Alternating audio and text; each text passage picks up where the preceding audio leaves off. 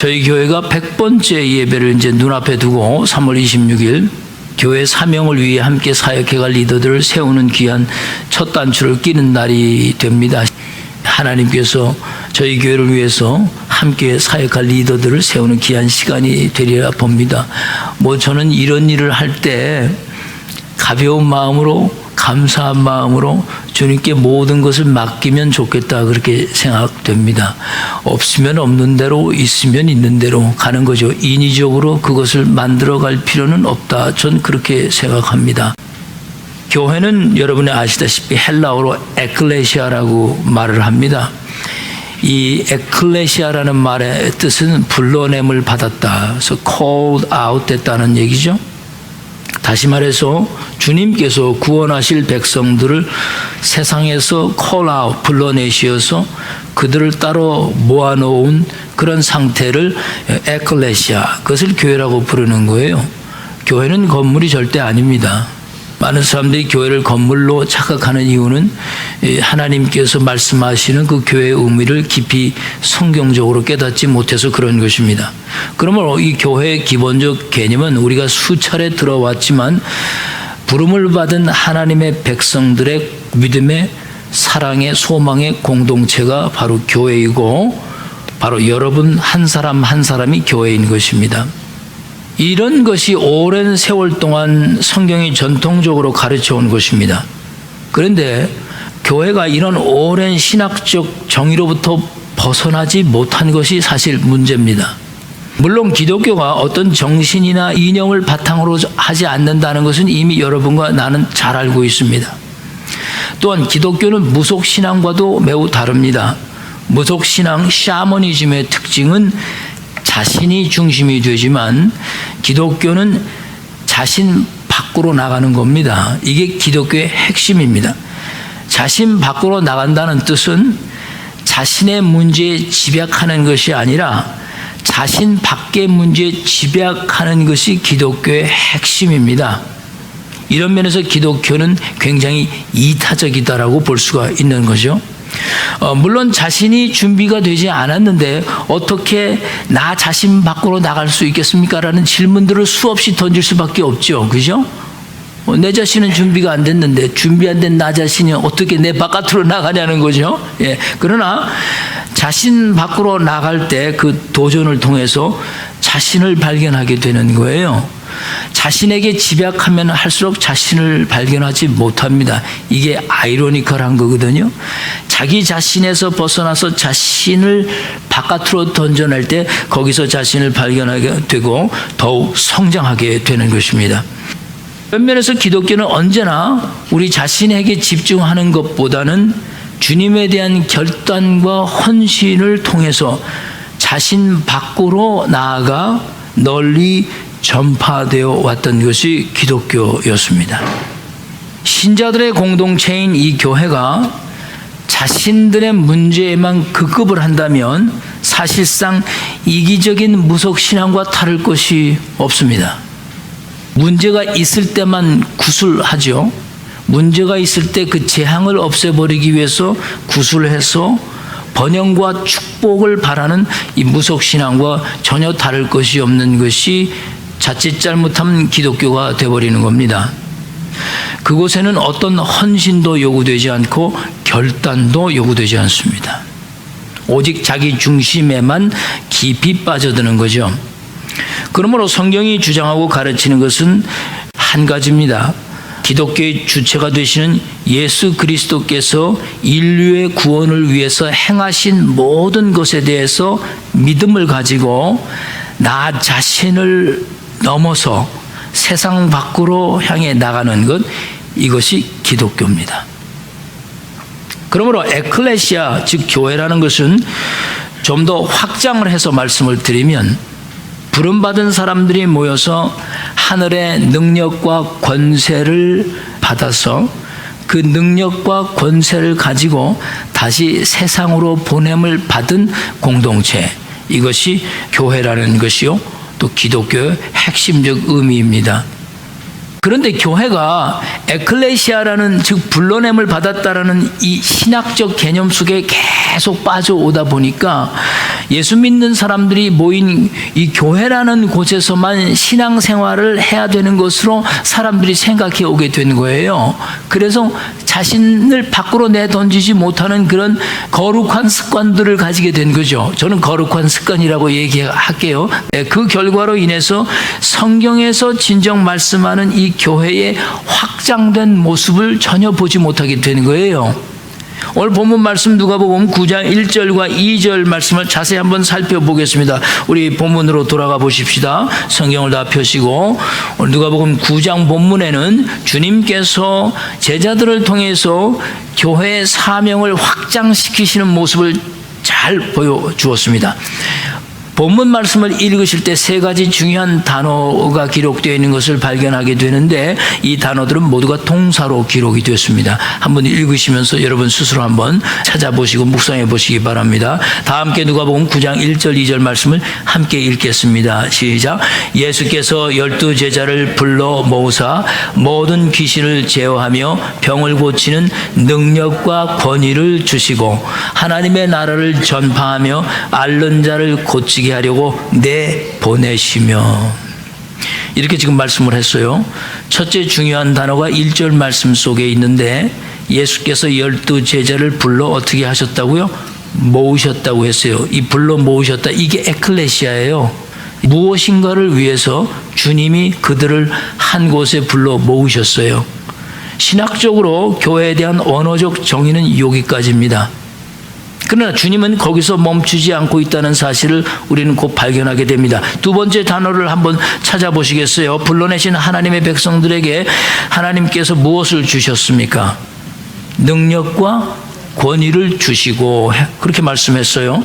여기서 여러분과 내가 조심해야 할 것이 있는데, 사람들의 초점이 어디에 있냐 하면 능력과 권위에 초점이 있는 것이 아니라 귀신과 병이라는 점입니다.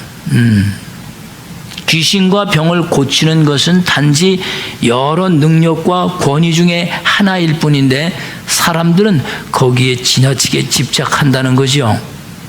정말 중요한 것은 하나님은 자신의 백성들을 불러 모으시고 난 후에 하늘의 능력과 권위를 주셨다는 것이지, 그게 중요한 것이지 귀신과 병을 고치는 것이 교회의 확장된 목적만이 아니라는 것을 이해하셔야 합니다. 그렇다면 교회가 왜 이런 능력과 권위를 하나님으로부터 받아야 하느냐? 이 질문에 관계된 세 번째 중요한 단어가 2절 말씀 끝부분에 있어요. 하나님의 나라를 전파하며 앓는 자를 고치게 하려고 어떻게 하신다고 하셨습니까? 내어 보내시며라고 하셨어요. 오늘날 잃어버린 교회의 아주 중요한 의미를 지금 여기 말씀하고 있는 거거든요. 하나님께서 교회에 능력과 권위를 주시는 이유는 병을 고치고 그 내부적인 것을 어떻게 하시기 위해서라기보다는 내어 보냄을 받아야 하기 때문에 능력과 권위를 주시는 거죠. 내어 보냄을 받아야 하기 때문에. 성경은 능력과 권위를 받고라고 하지 않았다는 점에 우리는 중점을 둬야 합니다. 받아야 한다는 뜻은 우리에게 그 의무와 책임이 있지만, 성경은 그것을 받으라고 말씀하지 않으시고 어떻게 말씀했어요? 주시고라고 말씀했잖아요. 그러니까 이것은 전적으로 어디에 책임이 있다는 거예요? 하늘에 책임이 있다는 거예요. 우리에겐 책임이 없어요. 하늘이 주시면 우리는 그냥 받는 거지. 우리가 달라고 해서 받을 수 있는 그런 게 아니라 그 뜻입니다. 이 뜻을 역설적으로 해석을 해보면 이런 겁니다. 내어 보냄을 받지 않으면, 다시 말해서 나가지 않고 안에만 머무르게 되면 능력과 권위가 주어지지 않을 수도 있다, 그 뜻입니다. 이건 제 해석입니다. 예. 그러므로 능력과 권위를 경험하려면 어떻게 하셔야 합니까? 내어 보냄을 받아야만 합니다. 그래야 능력과 권위를 경험할 수 있는 거예요. 안에만 박혀 있어서는 절대 능력과 권위를 경험할 수 없다고 볼 수도 있어요. 자, 여러분, 교회를 다시 한번 정의해 볼까요? 이런 겁니다. 하나님이 불러 모은 거룩한 성도들이 하늘로부터 능력과 권위를 주심을 받고 다시 세상으로 내보냄을 받아 그 세상을 고치고 하나님의 나라를 전파하는 공동체, 이것이 에클레시아, 이것이 교회라는 거예요. 이것은 어떤 조직을 위한 조직 공동체가 아니고 한 사람 한 사람을 의미하는 거예요. 이것이 나 중심과 내 교회 중심의 개념에 빠져들지 않는 복음서에서 진정 말씀하는 확장된 교회의 모습입니다. 그런데 여러분과 나도 이미 알고 있듯이 교회 생활 오래 해보셨으니까 모인다는 것에도 문제가 없는 것은 아닙니다. 근데 정말 심각한 문제는 첫 번째 모이는 문제가 아니라 두 번째, 세 번째 모습인 능력과 권위를 주시는 것을 받는 것과 내보냄을 받는 것, 이게 더 심각한 문제예요, 오늘날. 이것이 여러분과 나에게 있어서 신앙의 딜레마가 되곤 하는 겁니다. 사람들의 신앙 생활은 오랜 동안 이 신학적 정의에만 의존해 왔기 때문에 신앙 생활이 교회 안에서만 공유된다고 믿고 있는 거거든요.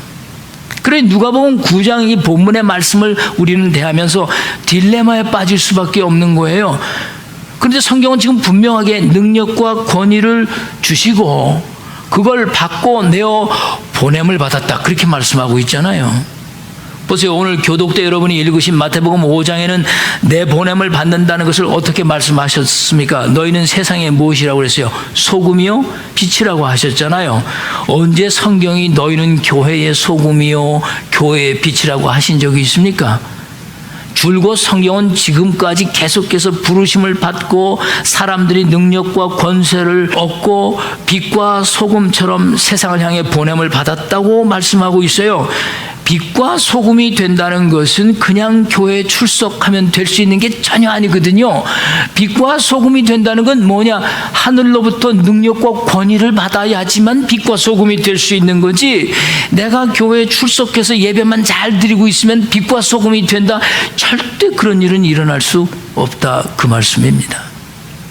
오늘 제가 여러분에게 심각한 설교를 하고 있는 거죠.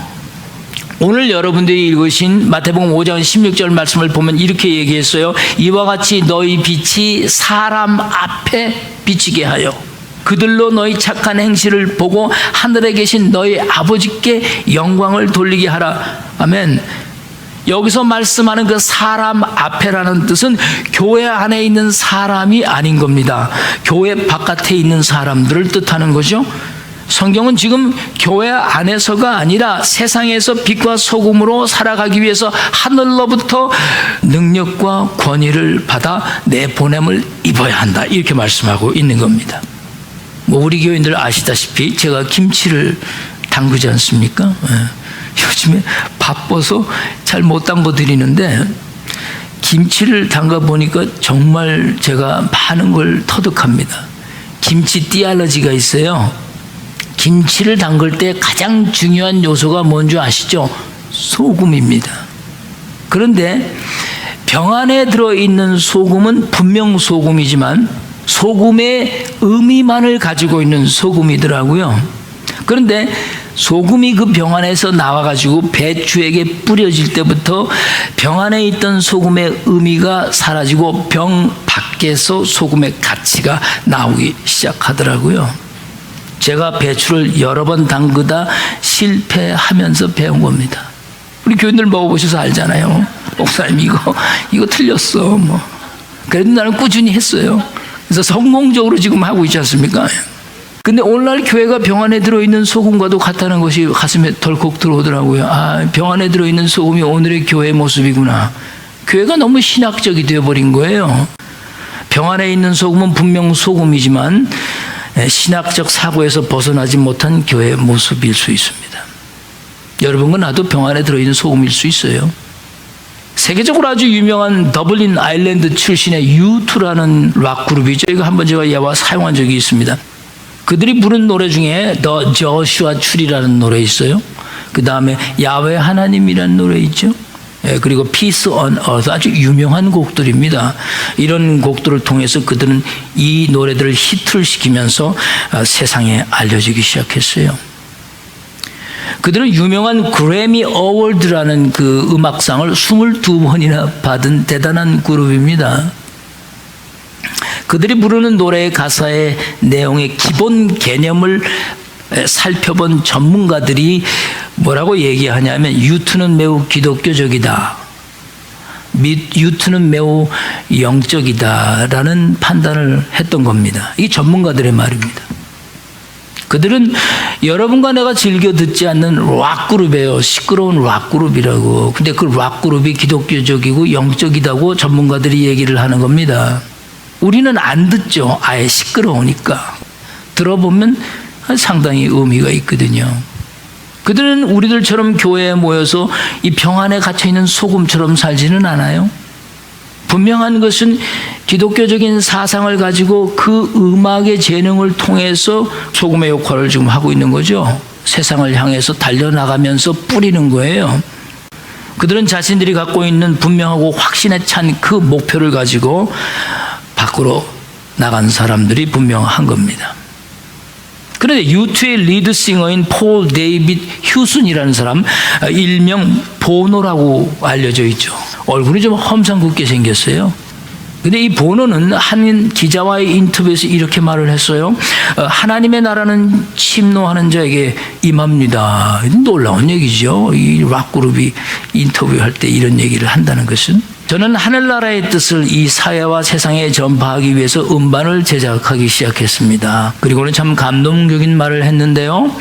이렇게 얘기를 했어요. 저는 그렇기 때문에 제가 하고 있는 일에 열정을 쏟아붓습니다. 저는 열정 없이 노래를 부를 수가 없습니다. 나에게 있어서 성의 없는 노래 작곡은 용납될 수 없습니다. 열정 없이 생명 있는 노래와 곡을 만들 수는 없는 것입니다. 만약에 내 삶에 대한 열정과 내가 하는 일에 대해서 성의가 없다면 저는 살고 싶지 않습니다. 이렇게 인터뷰에서 말을 했어요. 자신 안에만 묶여있지 않고 자신 밖으로 나와 세상을 향해 나아가는 그 열정을 그 인터뷰에서 볼 수 있는 거예요. 물론 U2에 대한 사회적 비판이 없는 것은 아니에요. 굉장히 정치적인 이슈와 그런 문제들을, 사회적인 이슈를 비판하고 고발하는 노래들을 하고 있기 때문에 또 어떤 부분에서는 그런 걸 듣기 싫어하는 사람들도 있겠죠. 그럼에도 불구하고 그들은 사회적 고통과 정치적 부패를 노래로 꼬집어서 표현하고 있어요. 약 한 달 전인가 제가 지금 아침에 일하는 곳에 사람 하나가 왔어요. 이 사람은 근데 아내와 처자가 있는 사람이에요. 아내는 일본 분입니다. 근데 일을 하지 않는다는 것이 문제가 됐어요. 그래서 아내가 심히 고민을 하다가 도움을 요청한 겁니다. 그래서 부탁을 해온 거예요. 그 이유는 지금까지 일을 안 해도 하나님께서 먹고 살게 해주셨다라는 개념에 빠져 있는 사람입니다. 그런 일을 안 해도 된다는 거예요. 정말 문제더라고요. 그런데 사람들은 가만히 보면 이런 사람들이 아주 신앙이 좋은 사람이라고 생각한다는 점이 더 심각한 겁니다. 예. 그래서 나가서 세일을 하라고 했습니다. 세일을. 그런데 문제는 뭐냐? 열정이 없어요. 열정이. 일을 해야 되겠다는 의욕이 없습니다. 그런데 가만히 보니까 열정이 없는 게 아니에요. 열정이 있어요. 근데 그 열정과 의욕이 반대쪽에 가 있는 게 문제더라고요. 무슨 뜻인가 하면 하나님께서 다 먹여 살린다라는 그 생각에 열정으로 가득 차 있어요. 저는 오늘날 교회 안에 이런 사람들이 너무 많다는 것을 깨닫게 되는 겁니다. 신앙이 아닌 것이 신앙처럼 돼버렸고 믿음이 아닌 것을 믿음이라고 생각하고 거기에다 열정을 바치는 그런 사람들을 보게 되니까 너무 두렵더라고요. 아내와 자식을 위해서 열심히 일해야 하는 열정이 없어요. 여러분과 나는 어떤지 모르겠어요. 여러분과 나는 분명한 목적을 가지고 하나님께서 주신 그 삶의 현장에서 정말 열정을 다해서 열심으로 성의껏 일하고 있으신가? 그곳에서 하나님의 나라가 임하도록, 그래서 모든 사람들이 내가 하고 있는 이 일을 통해서 도움을 받고, 그리고 나의 이 열심 있는 성의를 통해서 나의 이 열심 있는 삶의 모습을 보면서 사람들이 오히려 기뻐하고 감사하고 오히려 그것이 하나님께 영광이 돌려지지 않는가? 저는 한번 질문해 보고 싶은 거죠. 여러분과 제가 이렇게 하늘의 능력과 권위를 주시는 것을 경험하고 이 세상 속에 내보냄을 받았다는 그런 감사와 그 사명감이 우리 안에 가득하다면 하나님께서는 결코 여러분이 지금 하고 계신 그 모든 일 위에 하나님의 충만한 은혜와 인도하심과 또 번영이 있으리라고 저는 확신합니다. 그런데 오늘 본문 말씀에 보니까 확장된 교회의 모습을 보여주면서 주님께서 아주 중요한 원리를 가르쳐 주셨는데 이것이 여러분과 나의 딜레마가 되는 거예요. 자, 그 확장된 교회의 모습을 위해서 부름받은 성도들이 알아야 할 원리가 무엇인지 오늘 이 말씀만 살펴보고 마치겠습니다. 본문 3절과 4절 말씀을 유심히 보시기 바랍니다. 성경이 무엇이라 말씀했는지 예수님께서 하신 말씀이죠. 다 함께 3절과 4절 읽겠습니다. 준비되셨죠? 시작. 이르시되 여행을 위하여 아무것도 가지지 말라. 지팡이나 배낭이나 양식이나 돈이나 두 벌 옷을 가지지 말며 어느 집에 들어가든지 거기서 머물다가 거기서 떠나라. 이 말씀이 정말 이해가 되십니까, 여러분? 지금 성경은 매우 역설적인 말씀을 하고 있는 거예요. 지팡이와 양식과 돈과 옷은 여행할 때 가장 필요한 것들 아닙니까? 아니, 그런데 이런 것 없이 어떻게 여행을 가라고 하는 것일까? 그러니 말도 안 되는 것이죠. 이렇게 말이 되지 않는 것을 말씀하고 있는 예수님의 그 의도가 무엇일까를 생각해 봐야죠. 지금 성경은 여러분과 나에게 분명하게 말씀하고 싶은 것이 있는 거예요. 다시 말해서 부르심을 받은 교회들이 자꾸 사명에 중점을 두지 않고 지팡이와 양식과 돈과 옷이 필요하다고 하면서 그런 것들에 중점을 둔다는 거예요. 지팡이와 신발과 옷과 돈이 필요 없어서 가지지 말라는 뜻이 절대 아닙니다. 어떤 사람은 그렇게 해석을 해요. 필요하지요. 필요하지만 그런 것이 사명보다 중요하게 여겨져서는 안 된다는 뜻입니다. 이것이 여러분과 나에게 얼마나 중요한 교훈입니까? 성경은 지금 확장된 교회의 사명을 강조하는 거예요. 여러분과 내가 사명에 불타면 나머지는 하나님께서 책임져 주실 수 있다. 그 얘기를 하시는 거예요. 사명에 불타 열심으로 성의껏 살려는 사람에게 하나님은 능력과 권위를 주실 뿐만이 아니라 여기서 가지고 가지 말라는 옷도 지팡이도 양식도 잠잘 곳도 하나님 다 마련해 주시겠다. 그 얘기입니다. 그러니 옷을 두 벌 입을까? 걱정하지 말라. 어떤 목사님은 매주 설교하기 위해서 1년에 양복 52벌이 필요하답니다. 어떤 교회는 선교하는데 먹는 비용이 선교 비용보다 더 많이 든대요. 어떤 분은 간증하는 것을 제가 들었는데 전도하기 위해서는 적어도 고급 승용차를 타고 전도 나가야 한답니다. 그래서 예수 믿는 사람이 이렇게 축복받아 좋은 차 탄다고 해야 전도가 잘 된다는 거죠. 제가 그냥 꼬집어서 말하는 것이니까 이해하시기 바랍니다. 능력과 권위가 중요하지 다른 것들에 너무 집착하지 말라는 예수님의 말씀이 오늘 3절과 4절 말씀인 거예요. 만약에 능력과 권위를 주시는 하나님을 경험하지 못하고 다른 것들에 너무 그렇게 집착하면 지팡이 내놔라, 돈 내놔라, 옷 내놔라, 신발 내놔라, 잠잘 곳 내놔라, 자꾸 그러면 실패는 하게 돼 있다. 그 뜻입니다. 그리고 우리에게 맡겨주신 책임과 사명이 무엇이냐, 그것에 집중하라는 겁니다. 그런데 우리는 이 확장된 교회의 모습을 종종 다르게 생각을 하지 않아요? 돈도 필요하고 신발도 필요하고 지팡이도 필요하고 옷도 필요하고 이런 것 없으면 다 못하는 겁니다. 예. 저 자신도 이런 유혹에 넘어질 때가 많아요. 예. 우리 건물만 하나 있으면 그냥 일치월장하겠는데 말이죠. 뭐 그런 거죠. 사명과 주님이 주신 그 사명에 초점을 맞추고 나가다 보면 하나님께서는 길을 여실 것이다. 저는 그렇게 믿어요. 서두를 거 하나도 없고 두려워할 거 하나도 없고 초조해할 거 하나도 없는 거예요. 오늘날 교회가 바로 이 사명에 따라 살지 못하는 약점들을 가지고 있어요. 하나님께서 여러분과 나에게 능력과 권위를 주십니다. 충분히 마귀 권세를 이기고 병을 이겨낼 수 있을 정도, 세상의 잘못된 것을 다 고칠 수 있는 능력과 권위를 주십니다. 그럼에도 불구하고 우리는 그것을 가지고 세상으로 나가지 못하는 거예요. 왜요? 우리가 사명으로 살지 못하기 때문인 것입니다. 독일 신학자 본 회퍼가 쓴 책 중에 신도의 공동생활이라는 라이프 투게더이라는 아주 유명한 책이 있어요. 이 책은 그리스도인의 공동생활에 대해서 아주 중요한 원리를 가르쳐준 아주 고전적인 책입니다.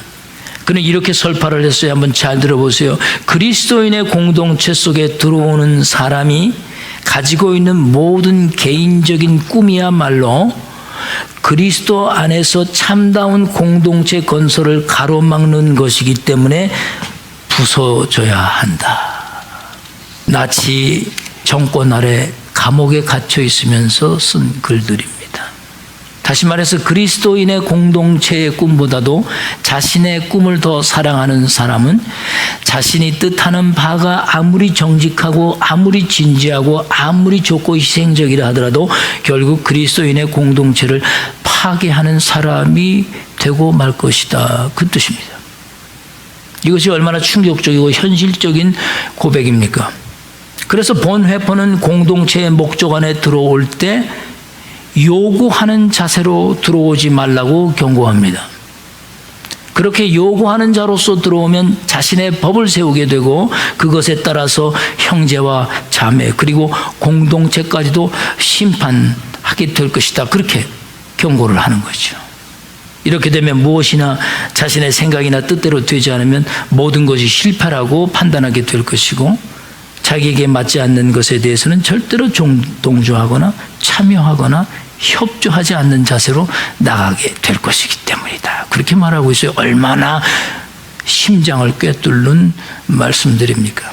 본 회퍼가 그의 책에서 과감하게 폐친 내용들입니다. 여러분 한번 읽어보시면 도움이 됩니다. 그렇기 때문에 우리는 이 라이프 투게더이라는 공동체 안에 들어갈 때 요구하는 자가 아니라 감사하면서 능력과 권위를 받는 자세로 들어가라고 권고하고 있습니다. 무엇을 받아야 합니까?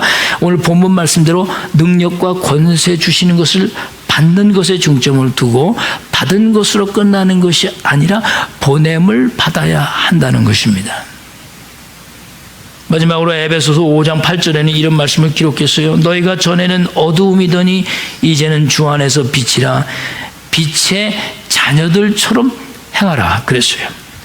여기서 기록된 이 빛이라는 것은 헬라어로 포스라는 말인데요. 이 영어에 비슷한 용어가 포스포로스라는 뜻인데 이 말의 뜻은 빛을 발한다라는 뜻이에요. 포스포로스. 다시 말해서 어두운 곳에서 빛을 뿜어내는 물질을 가리키는 말인데요. 가장 많이 쓰이는 유사 합성어가 바로 여러분이 너무나 잘 알고 계시는 포토그래프, 사진이에요. 포토그래프는 빛에 민감한 특수 종이 위에다가 물체의 상을 찍히는 사진을 의미하잖아요. 그래서 사진이 찍혀 나오는 거예요. 이 포토가 포스라는 말과 같은 뜻입니다. 이 헬라어 포스에서 적용되는 원리가 바로 반사작용이라는 거예요. 반사작용. 포스는, 이 포토그래프는 이 반사작용 없이 실체를 종이 위에 그냥 찍어낼 수가 전혀 없는 겁니다. 반사작용이 꼭 있어야 해요. 그러니 우리 그리스도인들도 바로 이 포스라는 거예요. 포토그래프. 나 자신이 포스가 아니라 주님의 빛을 반사작용으로 해서 내가 아닌 주님이 찍혀 나오는 거예요. 주님이 찍혀 나오는 거예요. 그 포스에서. 내가 찍혀 나오면 절대 안 되는 거죠. 그러면 기독교는 실패하는 거예요. 나는 존재하지만 내가 찍혀 나오는 게 아니고 주님이 찍혀 나오는 거죠. 비단 공동체 안에서 국한되지 않고 사회와 세상으로 나아가야 함을 밝혀주고 있습니다. 최근에 방영되었던 닥터 김사부라는 드라마 여러분 아시죠? 얼마나 잘 보셨어요? 근데 그 닥터 김사부라는 드라마에서 닥터 김사부가 의사로서 사명의식을 철저하게 보여줬는데 드라마 중에 이런 대사가 있었어요. 좋은 의사란 뭐냐? 질문이 던져왔을 때 닥터 김사부가 이렇게 얘기했어요. 좋은 의사란 환자를 통해서만 알 수 있다. 그랬어요. 좋은 의사는 수술의 기술과 수술의 능력에 달려있는 게 아니고 그거 다 소용없다는 거예요. 암만 수술 잘하든 뭐하든 환자의 상태에 따라서 좋은 의사를 판단할 수 있다고 그랬어요. 좋은 의사는 반사작용이라는 거예요. 반사작용. 환자를 통해서만 좋은 의사를 알 수 있는 거지. 그러면서 저는 그 얘기를 들으면서 쫙 주마등처럼 스쳐가는 게 나는 좋은 목사일까? 그러면 좋은 목사는 어떻게 판단이냐? 성도를 통해서 좋은 목사는 판단되는 거죠. 그러면 좋은 남편은 누굴 통해서 판단돼요? 아내를 통해서. 반사작용이죠. 아내를 통해서 좋은 남편이 판단되는 거. 그럼 아내는 누굴 통해서 좋은 아내라고 판단돼요? 남편을 보면 알 수 있는 거예요. 내가 좋은 엄마가 아빠인지는 그럼 어떻게 알 수 있어? 내 자녀를 통해서 알 수 있는 거예요. 내 자녀. 그래서 이렇게 반사작용을 통해서 좋은 걸 알 수 있다는 거예요. 굉장히 중요한 대사 내용이었습니다. 오늘 제자들에게 주님이 명하셨어요. 먹고 입고 마시고 자는 것에 대해서 너무 집착하지 말아라. 그것에 집착하다 보면 너희가 정말 해야 할 일을 못한다. 결국 너희는 실패하실 것이다. 귀신도 못 쫓아내고 병도 못 고치고 하나님 나라 전파는 물론이고 아무것도 못하고 무능한 존재로 남게 될 것이다. 그런데 보세요. 주님의 명령에 순종한 제자들의 결과가 어떻게 나왔어요? 본문 마지막 6절 아주 정직하게 성경이 기록을 했어요. 같이 읽어볼까요? 본문 6절 말씀 준비되셨죠? 시작. 제자들이 나가 각 마을에 두루 다니며 곳곳에 복음을 전하며 병을 고치더라. 할렐루야. 사명에 집중했기 때문에 그래요. 같은 내용을 적은 마가복음에서는 회개하라고까지 전했다고 했어요. 얼마나 대담해졌습니까? 사랑하는 우리 SKC 성도 여러분, 100번째 예배를 우리가 앞두고 하나님께서 우리 교회에 주신 사명이 무엇일까? 오늘날 잃어버린 교회의 사명이 무엇일까를 우린 생각해 봐야 돼요. 아무것도 걱정하실 거 없어요. 하나님께서 주신 그 사명에 초점을 맞추고 그저 거북이 걸음이처럼 가더라도 여러분과 나는 부름을 받았다는 걸 잊지 말고 능력을 주신다는 것을 잊지 말고 그리고 세상으로 보냄을 받는다는 것만 기억하면 됩니다.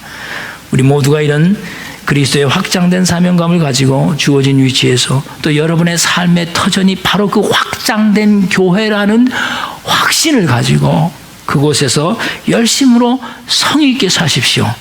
우리 하나님은 모든 것을 여러분이 필요한 것을 공급해 주시고 주님의 영광을 위해서 채워주실 것을 믿습니다. 그런 축복이 임하기를 주의 이름으로 간절히 축복드립니다.